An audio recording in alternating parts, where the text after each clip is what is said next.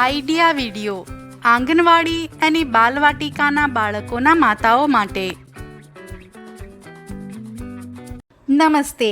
આ વર્ષની પહેલી માતા સમૂહ મીટિંગમાં આપ સૌનું હાર્દિક સ્વાગત છે.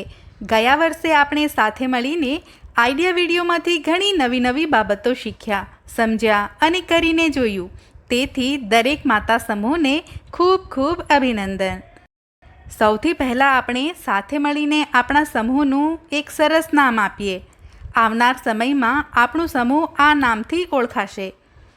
આ વર્ષથી આંગણવાડીમાં આધારશિલા અભ્યાસક્રમની શરૂઆત થવા જઈ રહી છે. આંગણવાડી કાર્યકર્તા આ અભ્યાસક્રમનો ઉપયોગ કરી આપણા બાળકો સાથે રમતો અને પ્રવૃત્તિઓ કરવાના છે.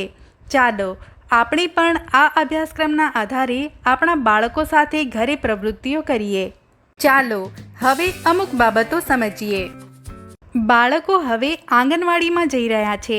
પોતાના મિત્રો સાથે મળીને પ્રવૃત્તિઓ પણ કરે છે, પરંતુ તેમની તૈયારી આપણે ઘરે પણ કરીએ તો બાળકોની સમજ વધુ સારી રીતે વિકસિત થવામાં મદદ મળશે. આંગણવાડીમાં જતા પહેલાં આપણે બાળકોને કેવી રીતે તૈયાર કરવાના છે, ચાલો આ વિડીયોની મદદથી સમજીએ. ચાલો આપણે આંગણવાડી સાથે જોડાઈએ. નમસ્તે. અમને જણાવતા આનંદ થાય છે કે તમારા બાળકો હવે આંગણવાડીમાં જઈ રહ્યા છે. હવે એ જોવું જરૂરી છે કે તમારું બાળક આંગણવાડીમાં રડ્યા વગર બાકીના બાળકો સાથે રમતા પોતાનો સમય વિતાવે. આ સાથે માતા પિતા તરીકે આપણે એ પણ જોવું પડશે કે શું આંગણવાડી કાર્યકર્તાને બાળકો સાથે પ્રવૃત્તિઓ કરતી વખતે મદદની જરૂર છે કે કેમ.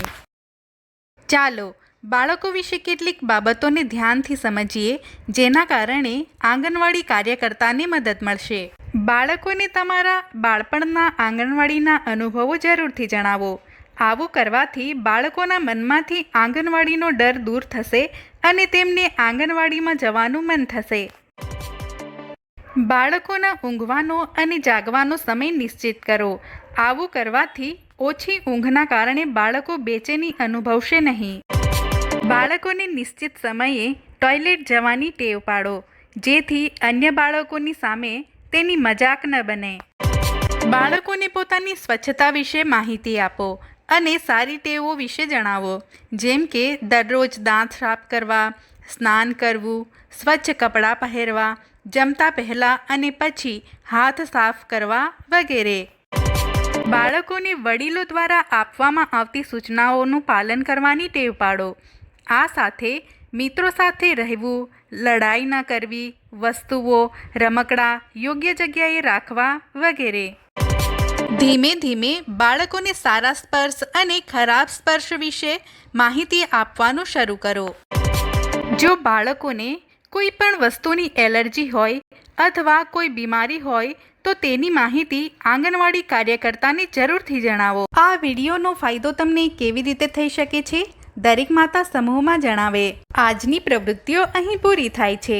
આવી જ નવી જાણકારીઓ અને પ્રવૃત્તિઓ સાથે ફરી મળીશું. ત્યાં સુધી તમારું અને તમારા બાળકોનું ધ્યાન રાખજો. ધન્યવાદ.